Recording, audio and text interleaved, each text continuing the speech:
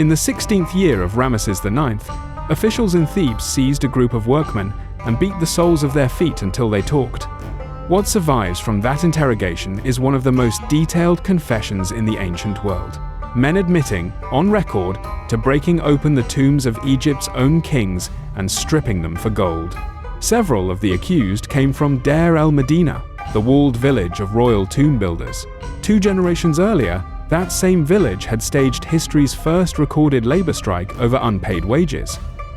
If documented history, told straight and without dramatizing, is what you come here for, subscribe. And if a job that paid you late in grain left you standing outside an unguarded tomb, I want to know in the comments, would you have looked away? Deir el-Medina sat on the west bank of the Nile at Thebes, walled off from the farmland and villages around it. The state built it to house one job only: the men who cut, plastered, and painted the royal tombs of the Valley of the Kings. Sons followed fathers into the same trade for generations, carrying tools and techniques passed down inside a handful of families. The work was skilled, secret, and paid directly by the royal treasury in grain, oil, and cloth rather than coined money, which Egypt did not yet have. The crew was split into 2 teams, one working the left side of a tomb and one the right, each answering to its own foreman, with a village scribe logging who showed up and who didn't. The schedule ran 8 days on the mountain, followed by 2 days of rest below. The kings buried in that valley depended on more than stone to survive death. Egyptian belief held that the sun completed a journey through the underworld every night and rose reborn each dawn in the form of Atum, the self-created god of completion whose cult stood far to the north. A king buried on the west bank, the side of the setting sun, was meant to make that same journey and be reborn with it forever. That is what the tombs of the valley promised, and what the villagers of Deir el-Medina were paid to build, seal, and protect. That isolation is also why the village left behind more written evidence of daily life than almost anywhere else in the ancient world. Workers kept records on broken pottery and flakes of limestone, sick days, disputes, love letters, court cases over a stolen chisel. Wages were meant to arrive on schedule, tied to the state's grain stores. When they didn't, the village had a way of making its complaint heard that no one, including the crown, could ignore. Around the 29th year of Ramesses III, roughly 1159 BC, the grain payments to Deir el-Medina fell weeks behind. The workmen laid down their tools, walked off the royal tombs mid-construction, and crossed the river to sit outside the mortuary temples of kings who had died centuries earlier, refusing to move until officials came in person to negotiate. The village scribe's own record of the strike has the men telling a visiting official plainly that hunger, not defiance, had driven them off the site. Officials tried to talk them back with partial payments and excuses. The men refused, struck again days later, and kept striking on and off for weeks until the full back pay finally arrived. No comparable labor action survives from anywhere else in the ancient world this early. It shows a village that understood its own leverage. It held a monopoly on a skill the state needed and could not simply replace, and it was willing to use that leverage against the same crown whose eternal rest it was building.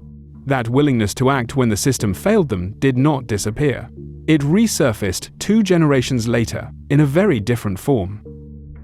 By the reign of Ramesses IX, decades after the strike, rumors reached Thebes that tombs on the west bank were being opened and stripped. The mayor of Thebes on the river's east side formally accused his counterpart on the west bank, the official responsible for guarding the necropolis, of letting the plunder happen under his watch. The accusation and the inspection that followed were recorded on a document now known as Papyrus Abbot. Inspectors examined a run of royal tombs, found most still sealed, and the West Bank's mayor used that result to clear himself in public. The inspection did not end the rumors, and a second wave of arrests followed. This time, officials questioned men connected to Deir el-Medina under torture, beating the soles of their feet with a rod until they gave names and details.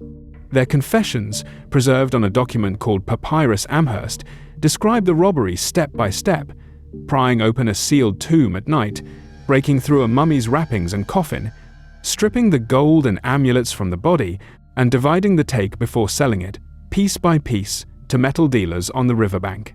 The tools were the same ones the men used every working day. Chisels and mallets meant for cutting a royal tomb worked just as well for breaking back into one.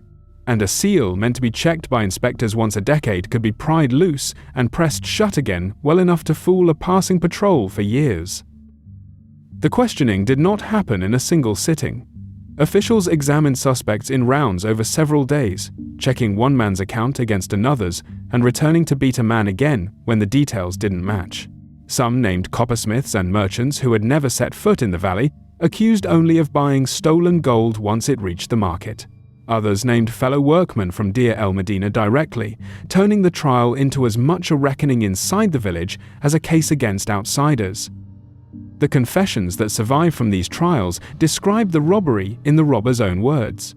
Men admitted to prying open a sealed royal tomb at night, breaking apart a king's coffin, and stripping the gold from the body itself before dividing it among the group. They sold what they took, piece by piece, to metal dealers who never asked where royal gold had come from. Egyptian law treated tomb robbery as a crime against the gods, not just the crown, and the punishment on conviction was impalement. Some of the men who confessed under torture never saw whether their confession bought them anything. Some of the accused were convicted and executed. The surviving records are frank about the punishment without dwelling on it, but the trials never closed the problem they exposed.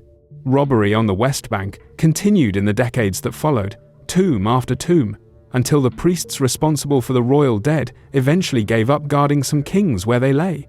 They gathered several royal mummies out of ransacked tombs, rewrapped them, and hid them together in a single unmarked cache, a quieter and more permanent fix than any trial had managed.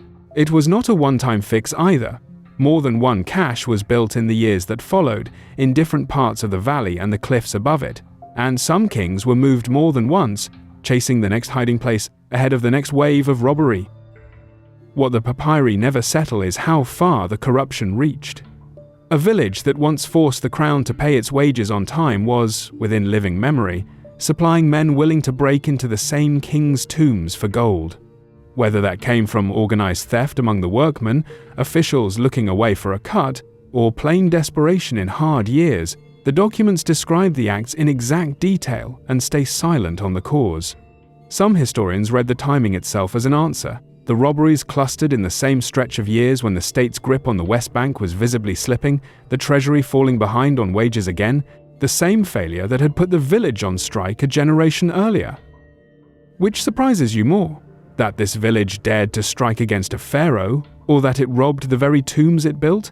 Tell me in the comments. There was one tomb in that valley the robbers of Deir el-Medina never found, sealed under rubble by accident until a British archaeologist opened it 3,000 years later. That story is for another night.